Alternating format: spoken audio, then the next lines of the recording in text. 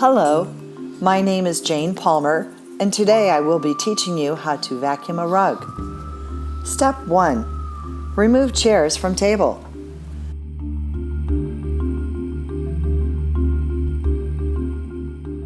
Step 2. Unwind cord on vacuum.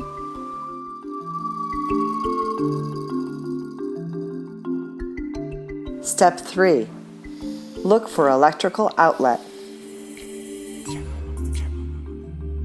Step 4.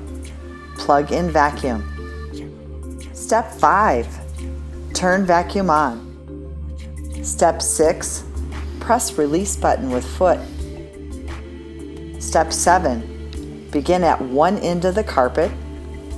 Move vacuum up and down in one section. Move to next section and continue with up and down motion. Continue vacuuming the remaining sections until all the carpet is clean. Step 8. Turn vacuum off.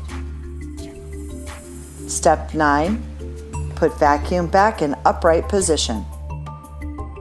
Step 10. Unplug electrical cord. Step 11. Wind cord back to original position.